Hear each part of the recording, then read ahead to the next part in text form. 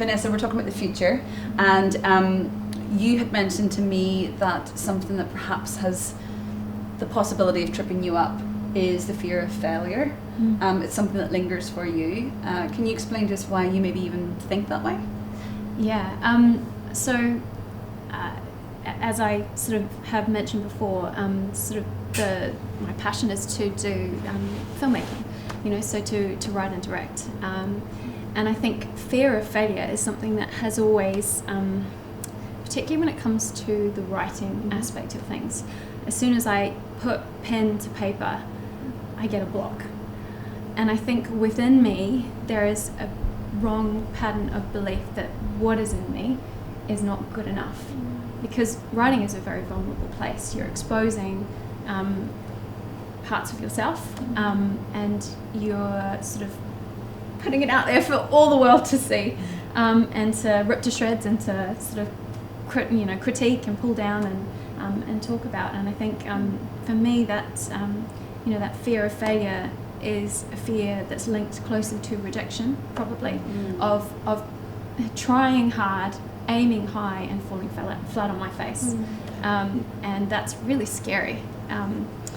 And I think that probably came out for me in a really evident way when I did my first second short film. So I won a competition, and I had a certain amount of budget, and I had to deliver this product. And for me, writing is as I mentioned before, it's a very vulnerable place for me. If I was to say my strengths and my weaknesses, I would say writing is a weakness. So for me, it's actively choosing to go to a place of weakness, and that's scary. So brave. Yeah, isn't it? So brave. The first draft was incredibly hard, but eventually I got it out, and thus began the year that was probably one of my hardest years, because I had to produce and reproduce the script 10 times over, and every time that script went through, it got literally ripped to shreds. This was within the competition, or you'd won the competition? I'd won the competition, and but they're kind of guiding you to the... they were guiding me and the process. And you had to do it 10 times? I had to do it 10 times. And the pain that I felt every time I would go, yeah, and then it would go, no, not good enough. I would feel that rejection, and I just remember, I remember just each time I get some of the feedback, it would hit me. I don't know why, but it was like this failure, it would just hit me so strong. Back to that root of rejection, probably. I think so, yeah. And I think I would sometimes I just had to kind of like grieve, and just be in a place of kind of actually just locking myself in a room and going, I can't do this anymore, it hurts so much, trying and falling and trying and falling and trying and falling. But what I realized through the process, as hard as it was that each time I did a script, it got better. Each time I tried and failed, I learned something more. I learned more about the craft of writing. Right. As I was courageous to just pick myself up again, and go, yeah, I'm gonna try again. I'm gonna try again.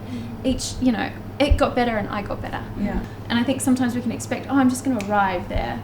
But actually, we have to fail in order to succeed. Well, it reminds me of a wee saying I saw on someone's Facebook a while back that said, there's no such thing as failure. Either you win or you learn. Yes. And this is such an amazing example of that. It wasn't failing, like you're learning each time, but you didn't give up, no, did you? I wanted to. Okay, let's talk about that. You wanted to try. So many times. I just remember, I did. My poor husband just had to deal with the brunt of it. I just remember kind of, just being very miserable through that process, and just going, I want to give up. I just want to give up. I just can't do it. I think I just sometimes just needed to allow myself to go, okay, have a day, have 2 days, and then stand again. I think I applied to about 100 film festival circuits, for film festivals, and there's rejection all over again. So you might get accepted by 1, rejected by 5. Every time I faced a letter that said, your film has not been accepted into this festival, unfortunately, regret, it was like, I got blinded by all the ones that it had been accepted into, and I just felt the rejection of the ones that it hadn't been, put into, and it was just like, just this kind of stab of rejection every time again. I'm like, oh gosh, here it is again after we've made it. Beautiful things have come out of your resilience too, though, facing that fear, Yeah, so one of the amazing things that came out of making the film and doing all of those 10 drafts and getting to the end was that, we went to LA and showcased the film to a bunch of producers out there, and one of the producers that saw the film absolutely loved it. So much so that he signed me on as a writer and director of a feature film.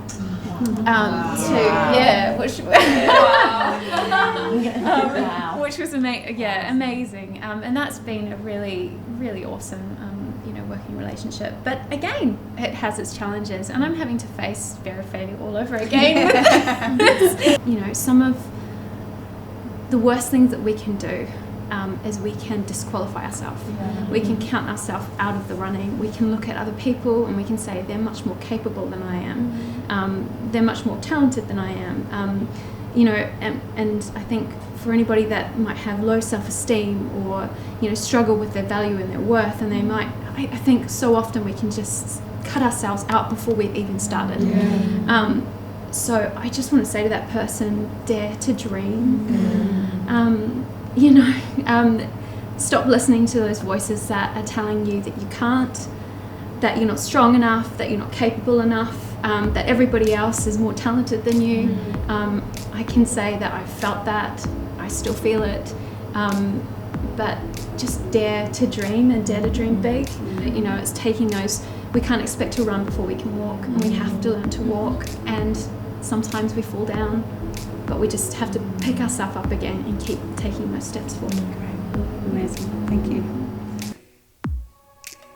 Next time on the 7 series. I really hope that I can bring hope from my own story to say that you don't have to be broken by life. We've got so many nations and races represented in the room, but if we think about the fact that we're standing on the shoulders of the people and the sacrifices that the generation behind that made for us. What do I want to leave behind? Am I okay with just the way things are in certain places, or am I going to stand up and rise up and actually make a difference with my life?